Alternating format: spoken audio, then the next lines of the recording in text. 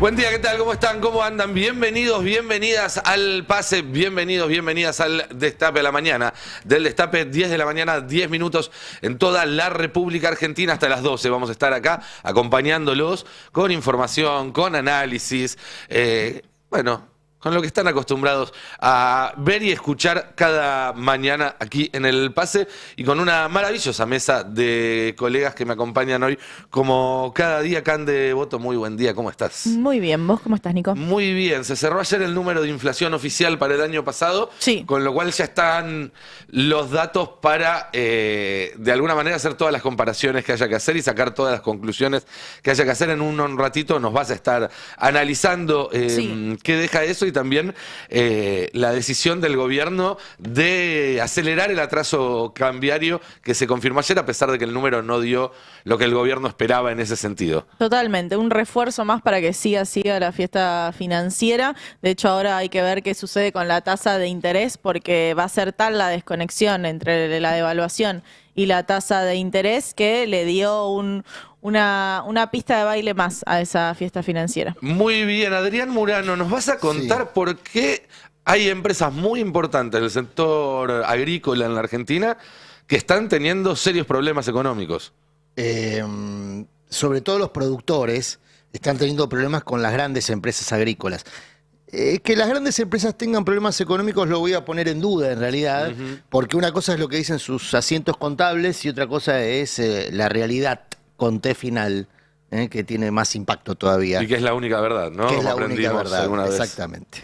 Muy bien, vamos a estar con eso también. Belén Bartoli, nuestra experta en el territorio bonaerense, en una época del año donde en general la política argentina ponía los ojos. Los quinchos se trasladaban a la costa atlántica y este año no ha sido la excepción y se está rosqueando mucho. Nos vas a contar un poco qué está haciendo Axel Kicillof en ese contexto, en el armado de cara a un año crucial para su gobernación. Así es, Nico, buen día para Buen vos, día. para la audiencia.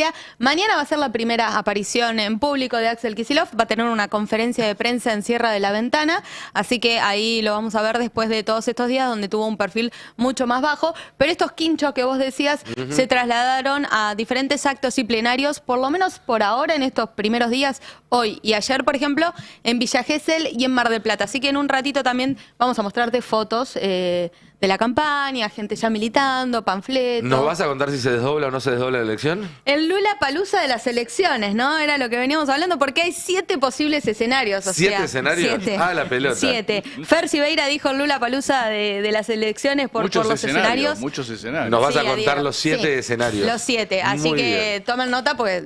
Lo raro es varios. que se acerca el momento de tomar decisiones y parece que los escenarios Hay como cada que vez se más. van, claro, se Se van multiplican. Fer Siveira, buen día, ¿cómo ¿Qué estás? tal? ¿Cómo le va, Nico? ¿Todo bien? Muy bien. Y la reforma política es, sin duda, de todos los temas que mandó el gobierno a tratar en extraordinaria, es el que le interesa, el que quiere sacar. Todos los otros están vistiendo un poco ese proyecto. ¿Nos vas a anticipar cómo viene el poroteo? Porque Sí. hasta ahora no hay ninguna certeza. No hay certeza. Bueno, vos estuviste escribiendo hoy sobre la importancia de la Así reforma política, fortalecimiento de la democracia o debilitamiento Así de la debería democracia, que es lo que decirse, se sí. busca.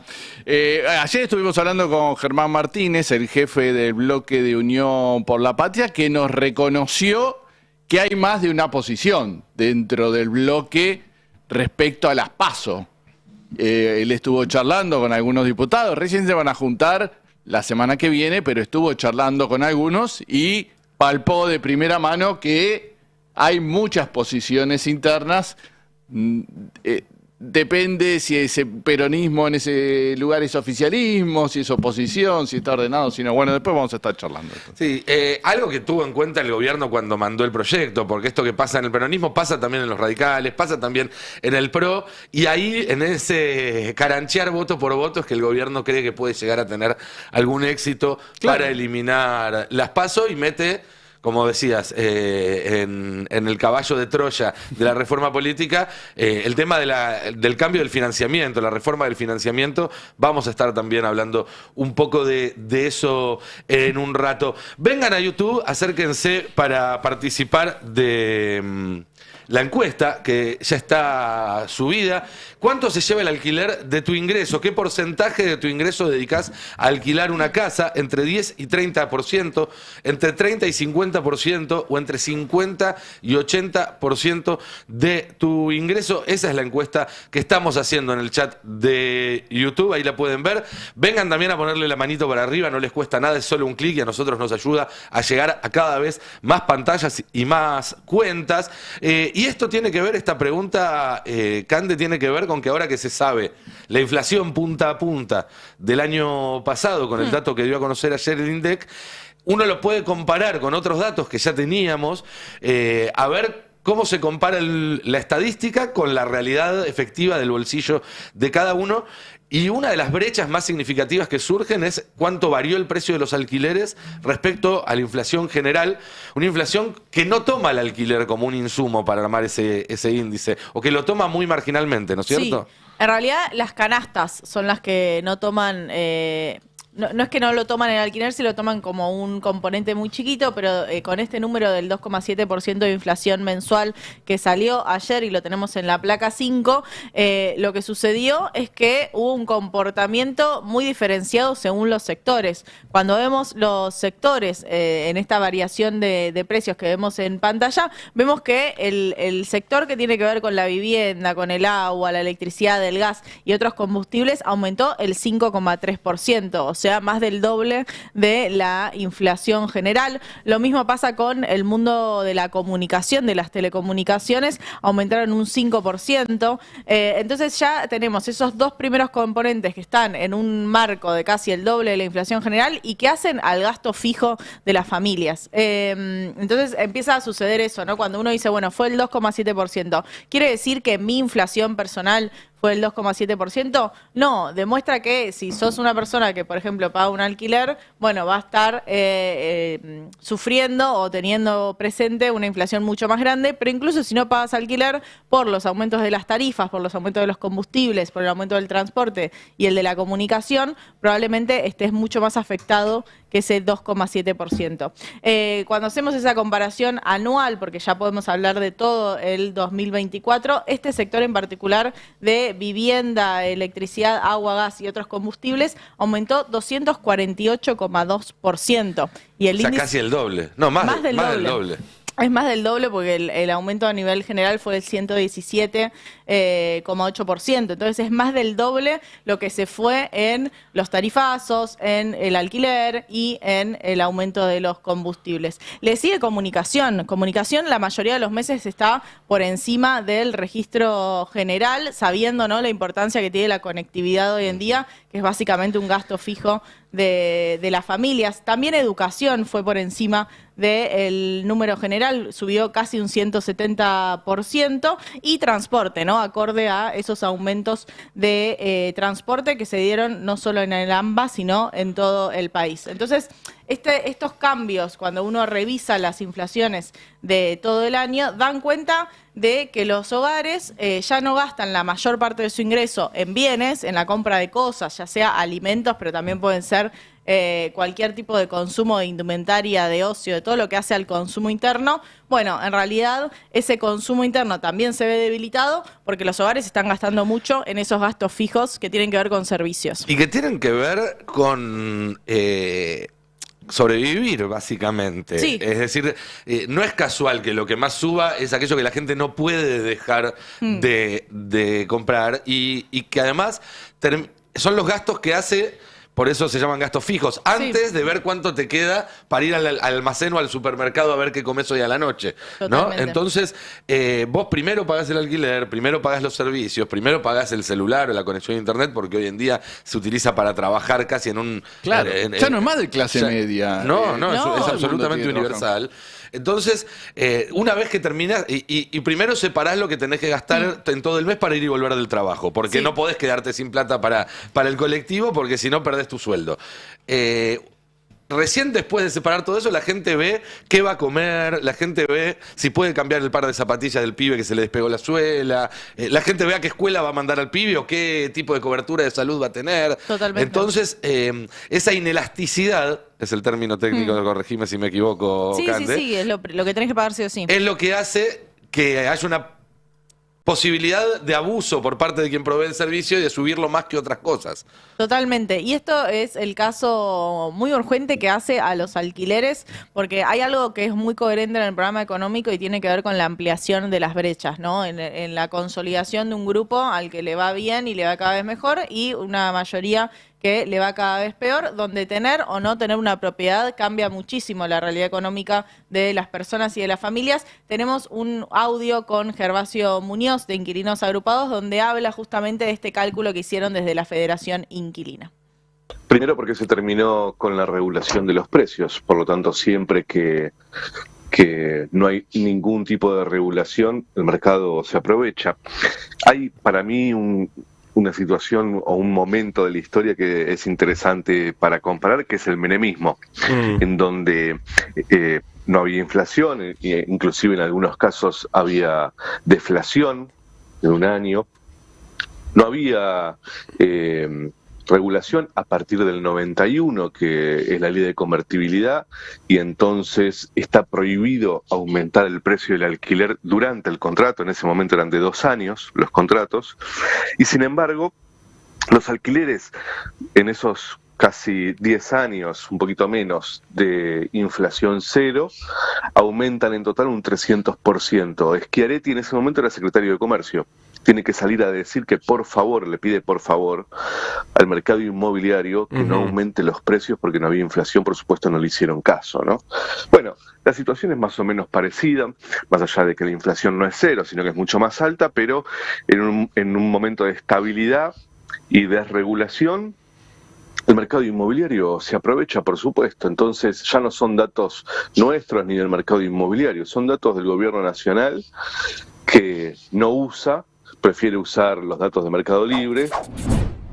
Bueno, está haciendo alusión a un informe que salió de la Federación de Inquilinos a nivel nacional que muestra justamente que los alquileres aumentaron un 262,8% en este año de 117,8% de inflación, o sea, alquileres que fueron muy por encima del nivel de los precios en términos generales, donde hubo efectivamente un aumento de la oferta de departamentos, pero ese aumento de la oferta de departamentos vino acompañado de un aumento de los precios de esos alquileres que hacen que incluso el movimiento dentro del mercado de inquilinos sea más lento que lo que fue en otras épocas, que por ahí para alquilar tenías que ir, viste, como con la señal en mano. Bueno, ahora todo se mueve más lento porque efectivamente se hizo muy cara la entrada a esos pisos para empezar a alquilar. Así que esa es una forma de ver estas complejidades que abre el número de inflación, pero es verdad que más allá de eso y más allá de que dio 2,7% y no 2,5%,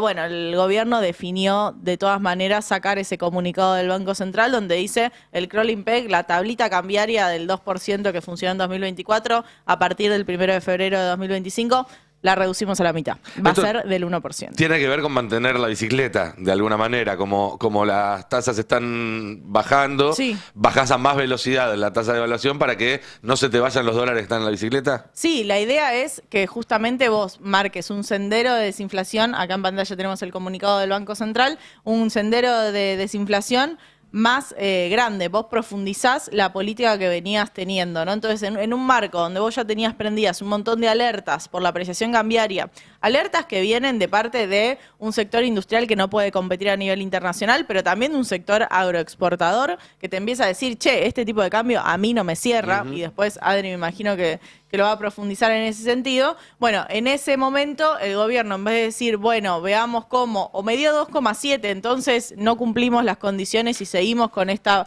tablita del 2%, no, redobla la apuesta y dice, pasamos a unas devaluaciones menores que lo que van a hacer es que Argentina siga este sendero de ser cada vez más cara en dólares, de profundizar esa inflación en dólares y de que siga la timba financiera, porque si la tasa de interés se mantiene en el nivel que está ahora, le estás dando una rentabilidad más grande a los que están en esa bicicleta Porque, financiera. habían dicho que si les daba menos de 2,5 lo Sí. bajaban, ¿no? Al principio No les habían dio- dicho menos de 2. Sí, al principio fue menos de 2, después dijeron, bueno, si hay 3 meses con menos de 2,5 lo hacemos. Y lo llamativo es que en el número que salió ayer del INDEC, cuando uno ve la inflación núcleo, que fue largamente discutida en la historia económica argentina, porque antes había muchos economistas a los que le importaba mucho la inflación núcleo, que para decirlo sencillo es como lo más fundamental de la inflación. Es la inflación sin tener en cuenta todos los factores estacionales. Es como el corazón de la inflación. Dio 3,2. O sea que está lejos de resolverse el problema de la inflación y sin embargo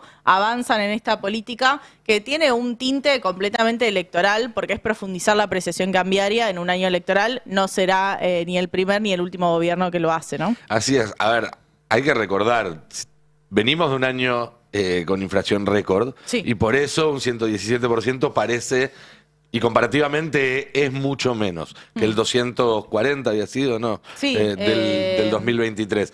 Ahora, sigue siendo una inflación mucho más alta que la de los primeros 3 años del Frente de Todos, que la de los 4 años de Macri, que de cualquier año kirchnerista y que cualquier año después de la hiper del 91. Es decir, este alivio relativo que se siente y que mucha gente siente, más allá de que los precios siguen subiendo, es algo que si el sendero de desinflación no continúa, si esto se estaciona en los 2,5 o 3, Sí. va a ser un problema para el gobierno en el corto plazo, sobre todo para un gobierno que pretende seguir atrasando el dólar, porque en los 90 la No, y que ventaja ya que decidió tenía... que lo va a seguir atrasando. Sí.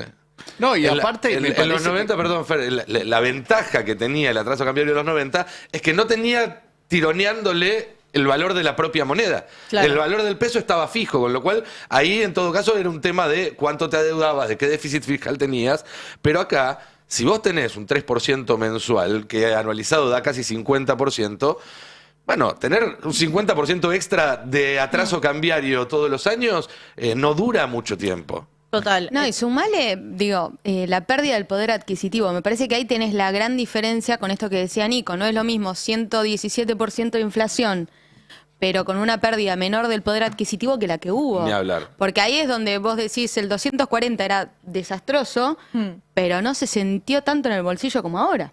Bueno, hay un punto importante, es lo último que molesto con gráficos, pero en la placa 7 tenemos un análisis que hace Martín Barrionuevo, que me parece que es un gráfico que explica bien los problemas que enfrenta el gobierno y tiene que ver con cómo están evolucionando los distintos componentes, ¿no? Entonces la línea blanca es el nivel general, efectivamente, de los precios. Tenemos la núcleo es esa barrita roja que está en los últimos 3 meses por encima de la inflación general y en ese sentido es lo que preocupa porque parece ser que lo que te está bajando el nivel son los estacionales que están evolucionando deflacionariamente, ¿no? En el último indicador muestra eso, los factores estacionales no están aumentando como deberían según la estación y según el momento dado, los servicios que van muy por arriba y ojo con alimentos. Que lo decía Adrián ayer, ¿no? Este aumento de la carne, bueno, hizo un saltito en los alimentos en el último mes, que aumentaron 2,2%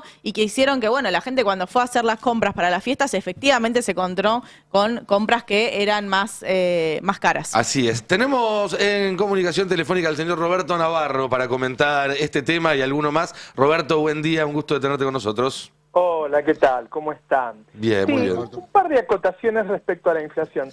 Primero, el hecho de que hayan bajado la evolución del tipo de cambio del 2% mensual al 1%, vuelve a demostrar que ni ellos creen que la única razón de la inflación es la emisión monetaria. Claramente, ellos lo que hacen es planchar el tipo de cambio para bajar la inflación. Históricamente, el gran impulsor de la inflación en Argentina ha sido la restricción externa, que hacía que nos faltaran dólares y por eso subía el precio del dólar. Bueno, ellos que lo entienden, igual que nosotros, lo que han hecho es planchar el dólar, quemando reservas. Digo, aclaremos que para planchar el dólar lo que hicieron fue utilizar el 20% de las exportaciones, que pasen por otro lado, que no vayan al Banco Central, y eso maneja los tipos de cambio paralelos. Y el resto lo tienen fijo.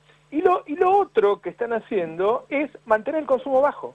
Digo, cuando el gobierno dice, no voy a homologar aumentos de más del 1% mensual, lo que está diciendo es, no voy a permitir que el consumo suba rápidamente, es decir, bajan la inflación con una enorme recesión que genera sufrimiento social y planchando el dólar, gastando reservas, que las van a reponer pidiendo plata prestada. Ahora, lo que más me interesa es hablar de lo que me estoy dando cuenta por mis amigos, por las relaciones que uno tiene, de que todo el mundo siente que la inflación no es esta. Es decir, todo el mundo te dice, che, ¿cómo puede ser que la inflación sea tan baja y a mí no me alcance la guita? Bueno, la verdad es que hay una explicación que seguramente, si se hace un trabajo en esto en algún momento, quizá históricamente, quizá lo hagan dentro de unos años, y se dice cuál es la inflación de ahora con una canasta bien medida, nos vamos a encontrar con que la inflación fue mucho más alta. A ver, todos los que me están escuchando piensen en que gastan la guita. Cobran el sueldo y dicen, bueno, pago el alquiler, pago la luz, pago el gas, pago el agua, guardo la guita para el transporte, para poder viajar, gasto, digo, para pagar el cable, internet, porque se ha hecho imprescindible, y con el resto sobrevivo.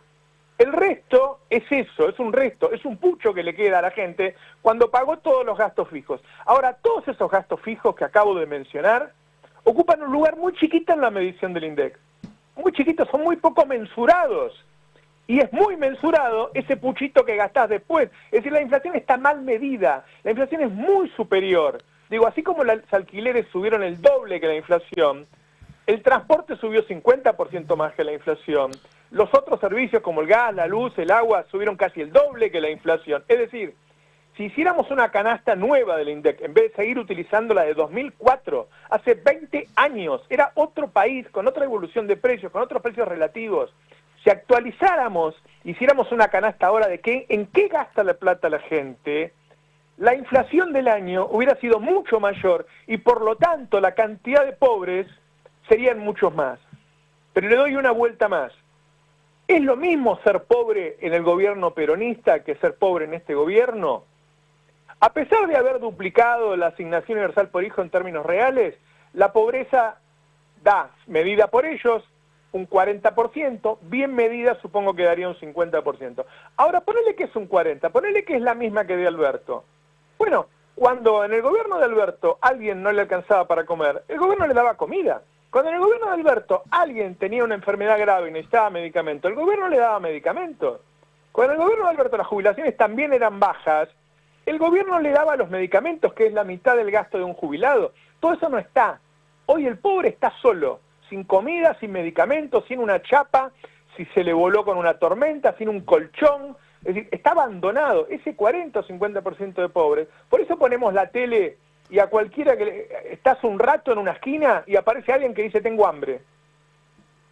Entonces, hay una enorme mentira, una enorme falacia y que todos hacen como que la están creyendo. Bueno, pero ahí, Roberto, ¿qué tal? Buen día, te saludo de vuelta. Hola. Mira, quiero aportar dos datos. Ayer hablábamos con Vanessa Ruiz. ¿Te acordás que en algún momento te sorprendiste? Nos sorprendimos todos cuando el Instituto de Consumo de Córdoba, es un instituto que responde a un colectivo de comercios de cercanía, había evaluado que la mitad de sus clientes, de los encuestados, se salteaban una comida al día. Y vos decías, bueno, es mucho eso. Y después eso empezó a verificarse en otras estadísticas de otros estudios. Ayer hablamos con ella para ver si efectivamente la caída de los precios de los alimentos a lo largo del año, porque efectivamente si bien siguió subiendo, no es que los precios dejaron de subir, subieron menos, pero bueno, eso si en algún momento impactó sobre el consumo, es decir, si repuntó el consumo de alimentos. Y eso no pasó. Se mantuvo inalterado ese 50% de personas que se salteaban, de hogares, perdón, que se salteaban una comida al día. Es decir, que el hecho de que la canasta de alimentos, donde después dentro de esa canasta tenés distintos comportamientos, pero el hecho de que la canasta de alimentos desacelerara la inflación no mejoró las posibilidades de consumo, porque lo que cayó fue el ingreso. Y además Ese la es el carne fenómeno. del consumo más bajo en décadas, ¿no? Pero muchas básicamente décadas. por eso, porque los precios no que se mantengan estables, y ojo que es un valor que se mantengan estables, no vamos a criticar No, más la vale. estabilidad de Claro. precios, no vamos a Pero caer en esa tampoco ridiculez. es un hecho concreto de la realidad. Aceleran menos que en otro momento, Pero tampoco que están clavados. acelera menos, por esto que decías vos, Roberto, y ahí te devuelvo la pelota. porque hay dos anclas muy nítidas, el tipo de cambio planchado, el salario, una tercera, la retracción de la actividad. No, son las tres. Los Sí, tres son las elementos. dos anclas, la cambiaria y la de los ingresos. Claro. Mira, leo nada más el chat porque inmediatamente que dije eso de que te queda un pucho después que pagas todo, hay un montón de mensajes. Digo, Carlos Daniel García dice: el pucho que queda no sirve ni para cigarrillos. Andrés Peña dice: en enero siempre faltan 20 días. Es decir, a todo el mundo le pasa eso. Ajá. Gasta la mayor parte de su sueldo en cosas que el INDEC casi no mide. Digo, este festejo enorme que hay es una farsa. Digo, la Federación Sindical de Profesionales de la Salud dice que hubo 100 muertos por personas que no le entregaron medicamentos. La Cruz Roja dice que 1/3 de los jubilados no le alcanza para comer. UNICEF dijo que hay 1 millón de pibes que se van a cenar sin pagar. El 20% de la gente dejó la prepaga, el 25% de la gente dejó el colegio privado. Digo, estamos viviendo un drama y hay un sistema de medios de comunicación a los que se suman incluso algunos de los modernos, creo que por pereza intelectual, porque no hacen un buen trabajo, que se están creyendo que la gente está bien. Y la verdad es que la mitad de los argentinos se están cagando de hambre porque son pobres sin apoyo, son pobres sin Estado. Y te agrego algo más, Roberto, a este diagnóstico, porque al mismo tiempo vemos en medios de comunicación, en las redes sociales, que los balnearios argentinos están teniendo una temporada que, si bien no es récord, tampoco es tan mala, que hay muchísimos argentinos veraneando en Brasil, que hay argentinos que están yendo a Europa. Y ahí es donde está el país de dos velocidades del que venimos hablando. Este país sin clase media que propone Javier Milei y a donde nos llevan las políticas de Javier Milei. Va a haber un puñado de millones de argentinos que quizás en este momento estén igual o hasta un poco mejor que hace un año, porque como se atrasó el dólar, sus salarios, y a los que pueden ahorrar un poco, ese poco que les sobra se revalorizó mucho en dólares y les permite hacer consumos por Amazon o tomarse unas vacaciones que hace unos años no llegaban. Y a la vez, el resto del país, que va a quedar cada vez peor cuando vemos que el consumo se derrumbó este año más de un 20%. Pero sabemos que hay gente que mantuvo su nivel de consumo, que incluso lo aumentó. Eso significa que los que cayeron, los que quedaron abajo del barco, perdieron mucho más de un 20% en el consumo. Es ese pucho del que vos hablabas. Ese pucho quizás hoy te alcanza para la cuarta parte o la quinta parte de lo que te alcanzaba hace un año o hace dos. Y ahí me parece que también hay un fenómeno a prestarle atención. A un país que no se está empobreciendo de forma pareja, sino que está empobreciendo a una parte muy importante de su población para mantener a flote y con niveles de vida quizás superiores a la crema, al 10% o al 5% de más arriba. Y te digo más, creo que alguien lo comentaba ayer, no, el Tano Gentili, que es un gran analista social, me lo decía ayer. Y esa mitad en la que hay gente con hambre, gente que se muere por no tener medicamentos, gente que la está pasando muy mal, gente que no puede ir y tiene que ir caminando a trabajar, está escasamente representada hoy.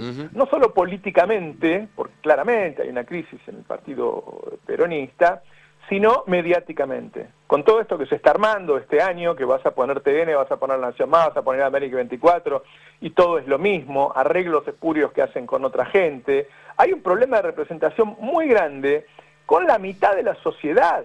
A ver, si el consumo total cayó 20%, como bien decís vos, Nico, si hay una mitad que no bajó el consumo, a la otra mitad le bajó el 40% en promedio. Si estamos en el momento de menor consumo de lácteos de la historia, el momento de menor consumo de carne de la historia, estamos viviendo un drama humanitario, estamos viviendo una situación desesperante y los medios le cuentan a la gente que Argentina es una fiesta y que hay que festejar, que la inflación fue del 2,8%, 2,7%, la núcleo fue del 3,5% y la verdad que Massa, antes de la sequía, que fue la sequía más grande de la historia argentina, tenía una inflación del 4%. Tenía una inflación del 4%, es decir, no es que hiciera una revolución. La inflación que dejó Cristina era del 1,4%. Digo, están festejando algo, están convenciendo a la gente de que estamos bien, cuando la situación es desastrosa. Además de la involución civilizatoria que significa que tiremos a la mierda los derechos humanos, que nos olvidemos del genocidio argentino, que no nos preocupemos ni siquiera por enfermedades como HIV, hepatitis, todas las cantidades de cosas que están abandonando a la gente, están vaciando los hospitales. Un niño conocido pidió un turno en el Garrahan para hacerse un holter, porque el chico tiene taquicardia, y le dieron para junio. La gente está abandonada. Y nos muestran que hay gente en la costa. Sí, en la costa caben 3, 4 millones de personas. Siempre va a haber 3, 4 millones de personas. Habría que ver después cuánto están gastando, habría que ver cuántos días se quedan, si diciembre sigue así. Digo, Mar del Plata está lleno el 75%. Bueno, eso es poco. Con Cristina estaba al 105%, la gente alquilaba los cuartos. Digo, no es que el 75% es mucho. Siempre va a haber para llenar el 75% de las habitaciones de Mar del Plata. Ahora, la verdad, hay que romper con tanta dulzura, ¿no? Como decía la publicidad. Le están festejando a un gobierno que nos llevó a una tragedia. Y hay un punto, perdón, ¿no? Pero hay un punto también en esto de que faltan personas de los sectores más populares y de los sectores más perjudicados en la representación de todo, digo, en la política, en los medios y evidentemente en todas partes, pero también hay una sobrerepresentación de los sectores vinculados a los sectores financieros que están efectivamente de fiesta, y que la noticia de ayer, ese comunicado del Banco Central diciendo vamos a reducir el crawling peg, vamos a pasar una tablita cambiaria del 1%, se festejó con champán, porque es decir, bueno, no solo sigue la bicicleta financiera, sino que me va a dar rendimientos todavía más grandes en un año donde parecía que era imposible pensar en profundizar la apreciación cambiaria, en profundizarla antes de la liquidación gruesa y en profundizarla antes de las negociaciones con el FMI. O sea, van en contra de incluso las recomendaciones, ya no de economistas heterodoxos, de la propia ortodoxia, que dice, che, vos no podés sostener este esquema cambiario simplemente porque estás en un año electoral.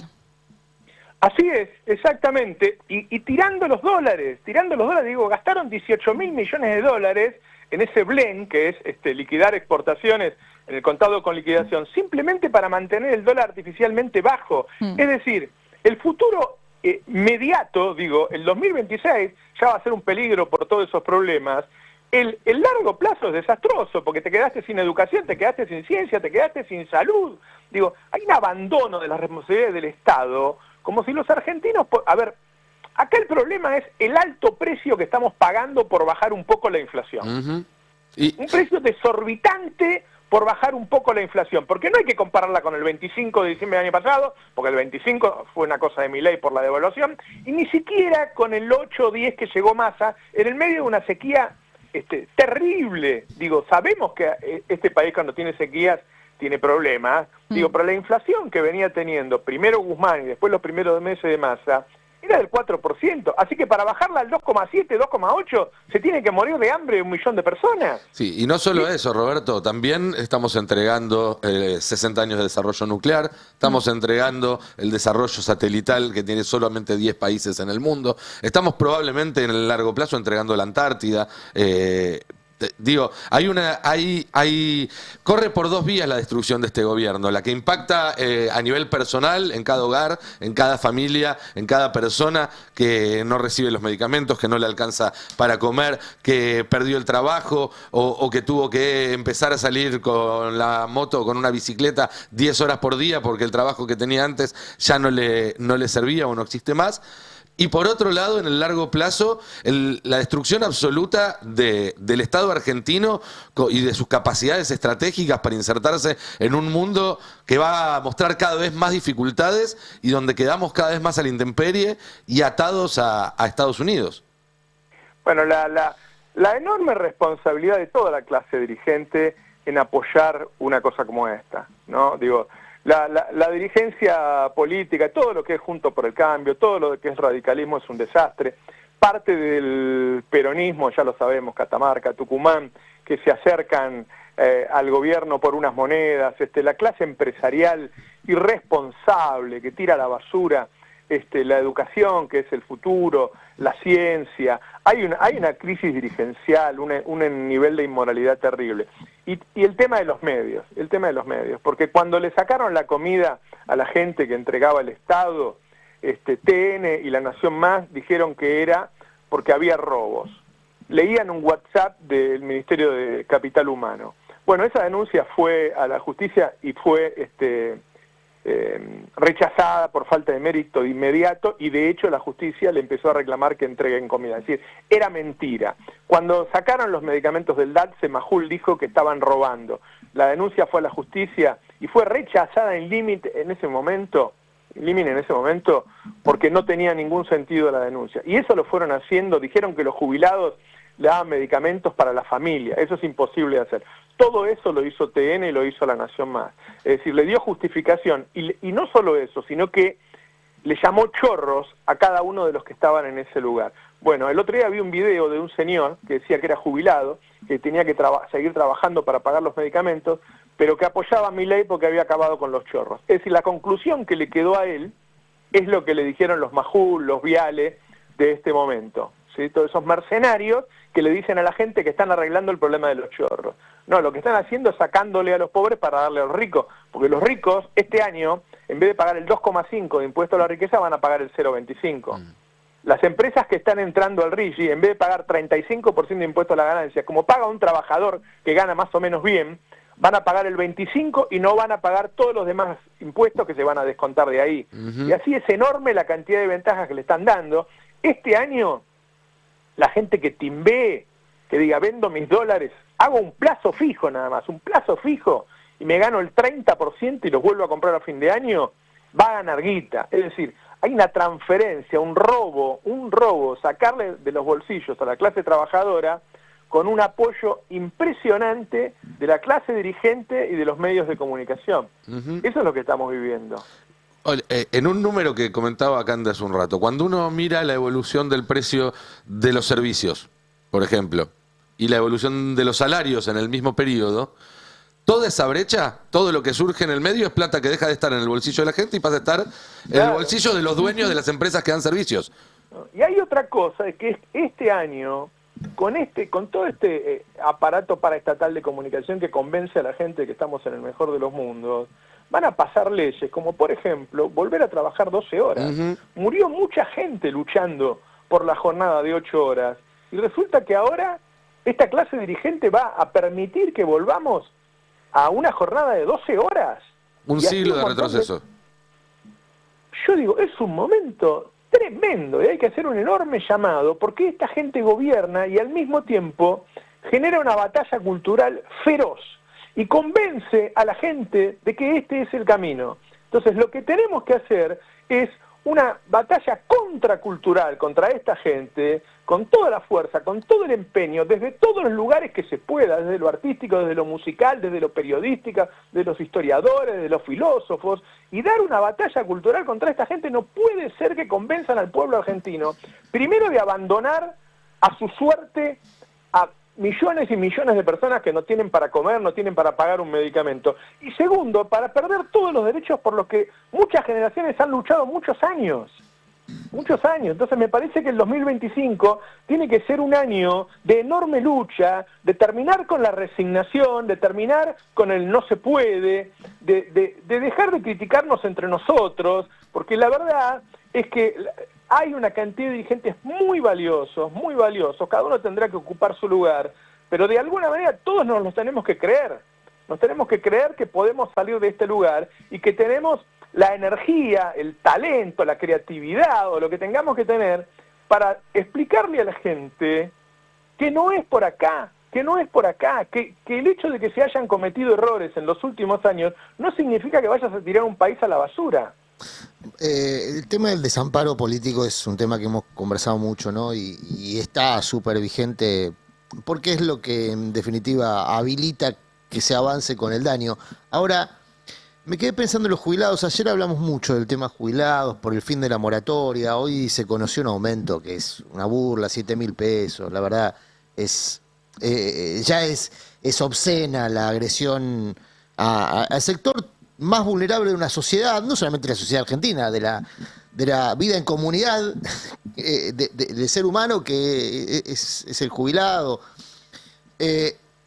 Ahora, dos elementos de esto, Roberto, para mí centrales. Vos hacías referencia al jubilado que asume su propia tragedia como una necesidad, ¿no? como una ofrenda en el camino de la construcción de una sociedad mejor, porque lo convencieron de que él era, en definitiva, quien tenía que hacer esa ofrenda, como parte de un esfuerzo colectivo. Bueno, yo creo que el trabajo más complicado va a ser abrir los ojos, y esto lo digo con humildad, porque nosotros también hemos estado cegados muchas veces defendiendo causas perdidas, ¿no? Y hay que hacer esa autocrítica, digamos, en algún punto, ¿no? Pero el caso de personas que están considerando que son ellas las que están aportando a la construcción de un porvenir mejor, con su propio esfuerzo, cuando hay otros que están disfrutando de esa transferencia regresiva, para mí me enoja particularmente. Me enoja particularmente Sí. con nosotros mismos, digamos, porque, bueno... Hay un sector engañado que se creyó todo eso, y hay otro sector que me preocupa mucho, y un poco le estaba hablando a esa gente yo, que cree que es su culpa su situación. Claro, claro. ¿Sí? Que transforma, en vez de... Viste que hay gente que está festejando que ya no se cortan más las calles y clavándose los puñales por decir, ¿por qué no lo hicimos nosotros? La verdad es que las calles deberían estar incendiadas, que la Plaza de Mayo debería estar tomada y que todo el mundo debería estar en la calle protestando, porque no puede ser que en un país donde se produce alimentos para 600 millones de personas, 1 millón de pibes se vayan a dormir sin comer. Pero le han enseñado a la gente que estaba mal protestar. Le han enseñado a la gente que estaba mal protestar. Y hay un montón de gente que está convirtiendo un drama social en un drama personal. Entran en una depresión, sienten que son ellos los culpables de no poder darle de comer a sus pibes, de no poderle comprar medicamentos a los padres, de no poder mantener a los padres que son jubilados y no le alcanza la plata. Y esto no es un problema personal. No sos vos el que no te alcanza la plata. Es No, y el tampoco... país que está funcionando así. Es un drama social. Sí. Y de él solo sale con la lucha, no con depresión. No hay que caer en la depresión o de sentirse culpable de tu drama, porque no es tuyo el drama. Es interesante ver qué van a hacer los sindicatos, qué va a hacer la CGT frente a esta idea de no homologamos ningún aumento por encima del 1%. Los van a matar a comunicados. Así que esa va a ser la reacción. Porque ahí va a ser una prueba de fuego, ¿no? Si el gobierno plantea como ancla para la inflación que no suban los salarios y que queden por debajo de la inflación, bueno, ¿qué van a hacer los sindicatos y la CGT, no? Bueno, se tiene que renovar, tiene que aparecer un dirigente o varios dirigentes en cada uno de los sindicatos que pelee, o sea, tiene que ser el momento de la renovación, tiene que ser el momento de sacarse de encima a todos esos tipos que son empresarios, no son sindicalistas. Jamás hay que hablar en contra de los sindicatos, porque los sindicatos son importantísimos. Hay que hablar en contra de ese grupito de sindicalistas que son entreguistas como lo han sido siempre. Bueno, se irán renovando. Digo, y no es una cuestión etaria, donde haga falta renovación, se hará, tenga la edad que tenga. Y donde no haga falta, a los mejores tengan la edad que tenga, hay que utilizarlos. Lo que no hay que perder es, primero, no dejarse engañar con que las cosas están bien. No están bien. Es desastroso. Hay un drama humanitario en la Argentina. Lo dijo The Guardian ahora, antes de ayer salió una nota, ¿sí? Digo, están saliendo Amnistía Internacional a decir que en Argentina hay represión y hay un montón de pelotudos que son los nietos de los que ponían la calcomanía de Somos Derechos Humanos en la dictadura, que dicen que Amnistía Internacional miente sobre Argentina, otra vez en la misma situación. Es un país que da vuelta. Yo lo escucho a Adrián Murano, que a veces se deprime por eso, porque los que somos grandes tenemos que volver a vivir las mismas cosas. No me deprimo, me enojo. Bueno, está bien, me gusta mucho más el enojo que la... Sí. Me gusta más. Porque tenemos que estar muy enojados este año, tenemos que estar con los dientes apretados este año. Tenemos que salir a luchar y no solamente a narrar lo mal que estamos, sino a decirle a la gente que nos despertemos, luchemos contra esto y no nos dejemos engañar. Ahí estamos viendo la tapa del Guardian que mencionabas, una editorial muy dura, donde dice la mirada del Guardian sobre el año de austeridad en la Argentina. Sí. Recortes dolorosos, pobreza creciendo, es interesante porque el gobierno sostiene lo contrario, y timba geopolítica. Me parece también interesante que se ponga el ojo sobre esto último porque está todo intrínsecamente relacionado. Escuchan el pase, ¿no? No, pero la verdad, a mí me ¿Hablamos nosotros o pasa una carretilla de trenes? Pasa, sí. A mí me irrita que haya dirigentes políticos que se enteran porque lo leen en The Guardian. Muchachos, ¿qué canal están mirando? Muchachos, y ¿qué canal me están parece mirando? Que dentro de la batalla cultural hay que decirle a la gente que en todo el mundo, cuando los quieren pasar por arriba, la gente sale a las calles. Cuando vos ves las protestas en París, en España, en Italia, en Estados Unidos, y ves que realmente incendian las calles, no una metáfora, realmente incendian las calles. Y acá salieron 4 pibes en la ley base, los metieron presos, los trataban de terroristas. Yo me acuerdo que Jonathan Viale ponía las caras de esos pibes de 20 años y los trataba de terroristas. No, es el derecho a la protesta y hay que protestar, hay que reclamar. No te podés quedar en tu casa con el pibe muriéndose de hambre. Hay que reclamar, hay que salir a las calles y protestar. Tiene que haber una representación que saque a la gente a la calle a protestar y que no acepte que la gente se esté muriendo de hambre en su casa, que la gente se esté muriendo por falta de medicamentos, que vaya a un hospital. Incluso ya hay muchas clínicas que están dando turnos para dentro de 6 meses. Y digo, la gente no tiene salud, no tiene comida, no puede viajar. Hay un montón de gente que me cuenta que va caminando o va en bicicleta a lugares muy lejos, que están mal del corazón, qué sé yo, y no pueden hacer esos esfuerzos. Hay una situación desesperante y nos quieren engañar con esos 3 millones de personas que van de vacaciones siempre. Y un malestar generalizado, ¿no? Porque a la luz de los resultados, cuando uno ve la canasta y ves que una familia necesita casi un palo 100 para no ser pobre, y a vos el salario RIPTE registrado del sector que está formalizado, que tiene sindicato, que está en las mejores condiciones, es más o menos eso, te habla de que incluso los que están en la mejor posición siendo trabajadores están a 3 pasos de la pobreza. Entonces, incluso quienes están mejor no están tan lejos de las grandes mayorías que tienen estas urgencias de, bueno, no llegar a pagar la comida o de haber pasado de hacer las 3 comidas a hacer 2 y tal vez ahora 1, que es lo que se evidencia en esa caída del consumo de carne, de leche, pero de supermercado en general. Sí, y que como recuerdo cada vez que hablamos de este tema, no es un efecto colateral, no es un error, no es algo que salió mal, sino que es parte del plan, tal como lo anunció Eduardo Serenellini, hoy importante funcionario del gobierno, pero en ese entonces periodista de La Nación Más, que días antes de que asuma el gobierno decía, bueno, va a haber que hacer sacrificios, algunos cambiarán el lugar de vacaciones, otros se comprarán un par de zapatos menos y otros comerán un plato de comida por día. Ese era el plan desde el primer momento y en ese sentido les está saliendo a la perfección. Y nada, me parece que todos los dirigentes deberían revisar qué va a hacer este año, ¿no? Porque ellos han corrido la línea y nos han llevado a discutir cosas. Digo, cuando Grabois alguna vez habla de dividir la tierra y qué sé yo, bueno, lo tratan de todo, ¿no? O sea, cuando vos te radicalizás para un lado, los tipos te destruyen. Ahora, ellos pueden decir cualquier barbaridad. Entonces, no hay que tener vergüenza, no hay que tener miedo a definir sus ideas. Y en este mundo de extrema derecha, claramente yo estoy a la izquierda de esa extrema derecha, estoy a la izquierda de la derecha, y quiero un mundo más justo. Y digo, y cuando dicen que hay que terminar con el progresismo, ¿qué es el progresismo? El progresismo es defender a las mujeres que fueron durante miles de años maltratadas. Bueno, entonces soy progresista. El progresismo es defender los derechos humanos. Bueno, entonces soy progresista. El progresismo es defender el clima para que las próximas generaciones tengan un planeta. Bueno, entonces soy progresista. Y hay que decirlo sin vergüenza. Sin vergüenzas. Si uno es de izquierda, sí, soy de izquierda. Si uno es progresista, sí, soy progresista. ¿Y qué? Porque te quieren llevar por delante para que vos te avergüences de las ideas que has defendido toda la vida, que es defender al otro, al que está al lado, que es no poder ser feliz en soledad. Todo eso hay que reivindicarlo con mucha fuerza y terminarla con esa vergüenza, ese acomodamiento de que, me parece que tenían razón ellos. Razón ellos las pelotas.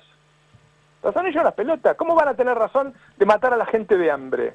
Entonces todo eso es una mentira. Y te digo más, ni siquiera están pudiendo bajar la inflación. Yo pensé que la iban a bajar más. Cuando vi que la inflación núclea era 3,5, bueno, no están pudiendo romper la inercia inflacionaria, ni siquiera con una depresión del consumo, ni siquiera poniendo un dólar artificial. No lo están pudiendo hacer. ¿Por qué? Porque es un país con mucho monopolio, con mucho oligopolio, que ni bien empieza a vender un poquito más alguna cosa, le suben el precio. No, y esto lo de bajar el crawling peg al 1%, es un reconocimiento de decir, no íbamos a poder bajar la inflación más de 2,7, ya está, ¿no? Dijeron, no podemos bajar más de acá, hagamos algo para dar una señal. Me parece que eso también es una de las razones de este 1% mensual. Pero sin duda, lo último que les falta es que empiecen a bajarlo en 1% mensual, ¿viste? Porque ya no sé a dónde van a llegar, no tiene sentido plancharlo y armar una tablita como la que armó Martínez de Oz, pero todavía más baja, con un ritmo que no tiene ningún sentido. Digo, si este mes la inflación es del 3 y el dólar va a subir un 1, vuelve a perder 2% en un mundo que está devaluando, porque se viene una guerra comercial por Trump. Entonces, está lleno de gente, me pudrí de escuchar gente estos días diciendo lo bien que estamos. Incluso gente de Corea del Centro, jóvenes de estos streaming modernos y qué sé yo, que hay una enorme pereza intelectual. Por favor, muchachos, reflexionen.